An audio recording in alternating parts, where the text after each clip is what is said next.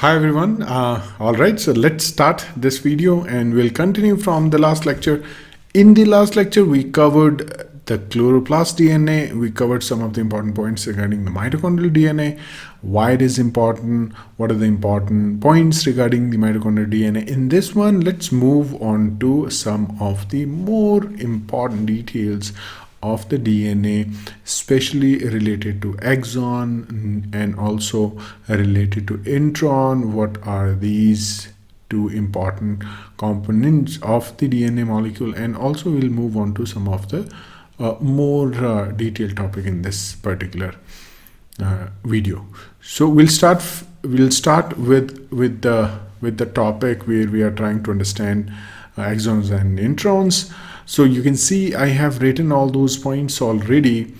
They are already there, so it will help you to basically follow through, and these points are also helpful for you to basically understand the concept, and you can also have your own notes like this you can prepare, and that will also help you to understand the topic well, right? So we'll start from point number 1. I have written points, and then point by point we will discuss all those things, and then we'll move on to another subsection of this particular topic, starting from this, which is when we talk about bacteria usually contains one particular chromosome when we talk about one bacterial cell. So in case of bacteria, you have one chromosome per cell, and this is the diagrammatic representation. So you can see in the center you have that bacterial chromosome. So I'm just writing BC in this case. Now, one copy of every gene is there. So it's not diploid, so you have only one copy of the gene. You don't have duplicate copy of the gene as in case of humans and higher organisms. It only has the one copy of that particular gene. Right, so this is another important point that you have, or if we talk about the bacterial cell, in that case we have one copy of the gene, and then we have already discussed what is gene and what are the what is the definition of the gene, modern as well as the old definition. Okay, moving on to the next one is the rDNA sequences. Is usually a repeat is there for these particular sequences in case of the bacteria. So this is related to bacterial DNA. This is related to some of the basic points regarding the bacterial DNA. Moving on to the eukaryotic DNA. This is important because it's more complex. So as you can see here, I have clearly written that it is more complex than the bacterial DNA. That is one point. Second, it codes, you have the regions in the eukaryotic DNA that codes for nothing. Means they are not going to encode any particular protein. So the information, why the information is there, we'll discuss that. What is the importance of those particular sequences in the DNA? But we need to understand the DNA that is present in case of higher organisms. Most part of that particular DNA is not coding for anything, and we call those regions as introns. So I hope now the definition of intron is clear. So basically the region of the DNA that is not coding anything is the intron region. It is also known as intervening sequences, right? So from the name you can understand that it is the sequence somewhere in between of the important sequences, and we'll come to that one. So it's also known as intervening sequence or intervening sequences, in short introns. And now there is another part of that particular DNA, which is in this case you have the coding DNA, right?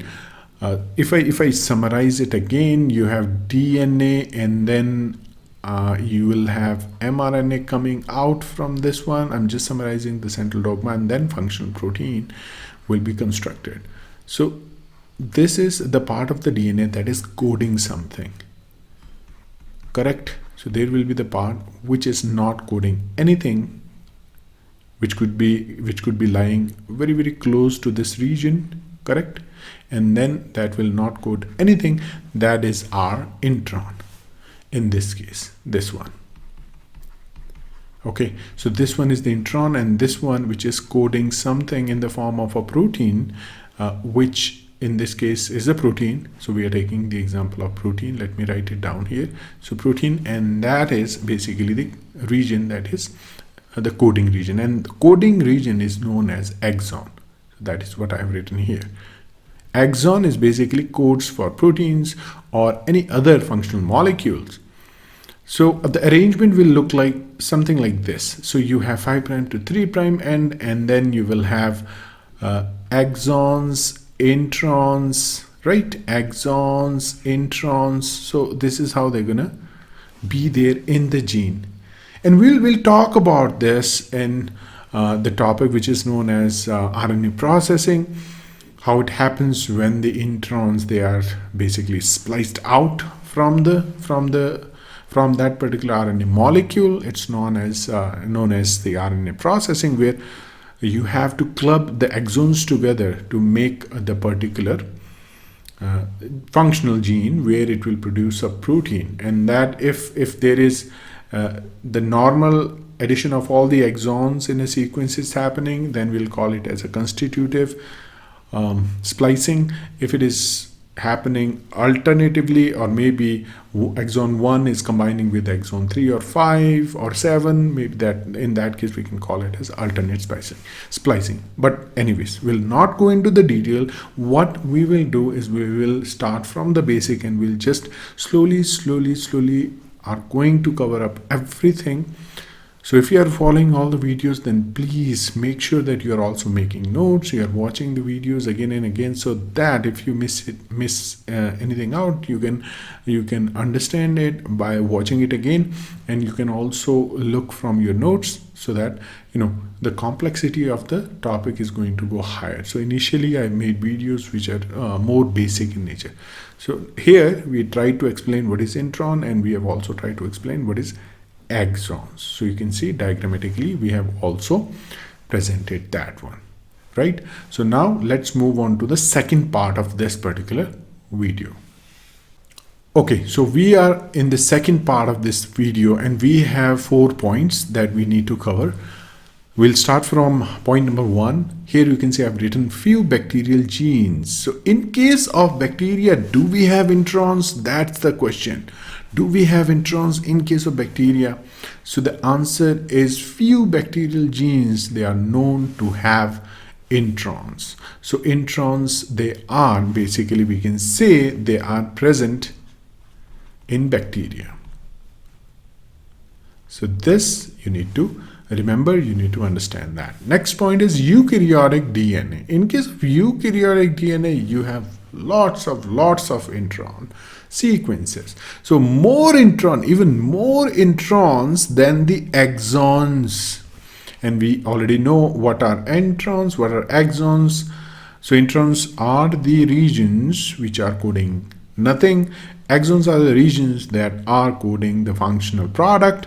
So we are calling them the coding region and non-coding region. Should I write it down? I think I should. So let me write it down. Coding, or it codes for something, and no code.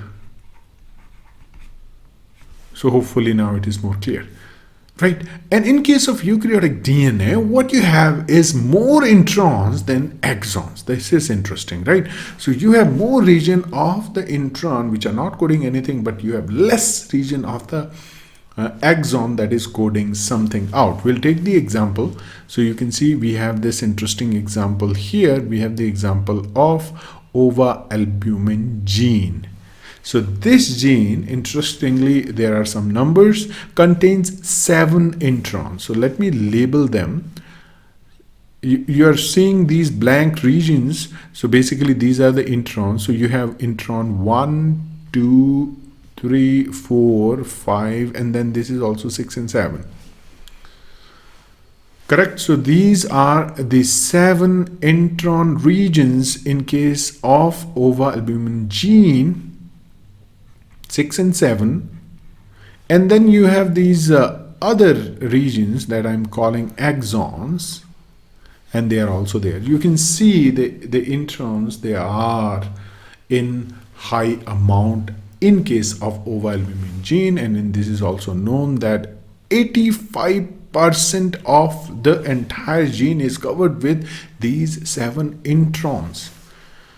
So you can see how important they are, right? You have these sequences there. We still are doing a lot of research to find out. People are doing, researchers are doing, and they are working on it to find out what is the significance of the regions that are present in between, and they have found out some of the important function of these introns, but still we don't know that what is the exact function, because in this case you are not getting any functional product. So it is really hard to understand what could be their key role in case of the protein production or maybe regulation of transcription. Okay, next, moving on to another gene. So you can see how many introns are there. So this is the gene which has a lot of introns, 178. Yes, you're hearing it correct. You have 178 introns. The gene is a muscle protein called titin. Okay, this is something you need to remember. You have 178 introns. And another example, and that we all know, histone proteins. Histone proteins are the proteins, for example, they are needed for basically construction of the nucleosome, right? So for example, this is the DNA, and then you have these proteins that are there, and it's a huge complex, and we'll come to that one also, right? I'm just making this nucleosome, and I'll call histone proteins here. In case of histone proteins, surprisingly, you don't have any introns. No introns are there. No introns are there in case of histone proteins. Key information, right? Very important information. Okay, moving on to the another part of this video where we are trying to understand, we will try to understand some of the important aspects related to this particular concept. All right, so we are on the third part, I guess. Here, what is the first point? First point is the function of intron is still unclear. So that we have already discussed, that the function of these intron regions is still not clear, that what is the role of the intron region in case of the gene. People are trying to do research, as I already told you, but still it is unclear that why so much of the DNA is not coding anything. It's there in the form of introns. And I have this illustration, so you can see this is how they are there. They are interspaced. So you have exons, then you have introns, then you have exons. Next, 1.5% of the exon DNA is there. Can you imagine? So if we talk about cell's DNA, you only have 1.5% of the DNA that is coding for something, maybe a functional protein product in this case. That is only 1.5% of the DNA. Very less, right? So that means there could be something that we don't understand, and maybe it is something that will be useful for some processes, but we'll come to that one. What are those functions that are related to the intron DNA later on? But right now, these are the numbers that are there. 1.5% exon DNA, only 1.5% is the exon DNA. Most of the DNA, again, is basically a repeated sequences. So there are different types of other non-coding DNA. For example, you have this, which is called transposons, also known as molecular parasites. So you can remember this term, right? This term is used for transposons, and these are also known as molecular parasites, and which is basically half of the human genome. Means in our cell, in case of humans, we have our own genome, and half of that is basically transposomes. So you can imagine how much DNA is there that is not coding anything, and it's more like a repetitive sequence of different kind. It's repetitive, but it is of different kind. So you have something like that also in case of introns, and then when we dig deep into the intron sequence, then you will find out variety of different types of sequences. One of the type is basically the transposomes. They are also known as molecular parasites, and that is half of the human genome is basically the transposomes. Now let's move on to the another part of this. Okay, so here we have another type of the DNA sequence, which is SSR. So if we elaborate this term, it becomes simple sequence repeats. Simple sequence repeats. And what are these simple sequence repeats? They are nothing but less than 10 base pair of the DNA and getting repeated again and again, almost million times per cell. Almost million times. So you can see you have these small repeating sequences. We call them SSR here, which is simple sequence repeat, and they are repeating again and again, and you have million times that are getting repeated inside the cell. It's also known as, very catchy term is there for this, it's also known as satellite DNA. So satellite DNA is nothing but the simple sequence repeats of less than 10 base pair that is there in the cell DNA. And why it is known as satellite DNA, that is another question, right? Why it is known as satellite DNA? Because if you take the DNA out and you try to do cesium chloride density gradient centrifugation, so this is the technique where you can separate the biomolecules, where you prepare the different gradient of cesium chloride and you try to load the sample and then do the centrifugation. What will happen in that case, depending upon their density, they will be separated out. So in case of, if you do that, what you will find is basically satellite bands of that particular DNA, and those bands are different than the cellular DNA, and then those bands are basically referred to as satellite bands, and from there the term which is satellite DNA came. And after that, when people are trying to find out where these sequences are there, they found out that it is linked with the centromere and also telomerase, and we will go into the detail of all those points, but later on. Right now you need to know they are important for centromere, they are also important for telomerase. So that means they have something to do with cell division, they have something to do with chromosomes integrity, they have something to do with overall metabolism of the cell. So many things can happen. These are some of the important structures in the cell, and they are there filled with the satellite DNA. And what are these? They are less than 10 base pair, small sequences getting repeated every time. Okay, so I think this is all that we need to understand for today, where we have tried to understand what is exon, intron, and inside intron we dig deep into some other types of the DNA sequences that are there, or what is the part of that particular DNA that is not coding anything. So we found out there are SSR, we talked about satellite DNA, we talked about transposomes, but we'll elaborate these terms in the later videos. Okay, so I'll just conclude this video here. I hope that this video was helpful for you to understand the basics of biochemistry. We will obviously, I have a commitment for the topic and for this particular lecture series, so I'll be making more videos. So please watch all those videos specifically in that sequence and try to make notes.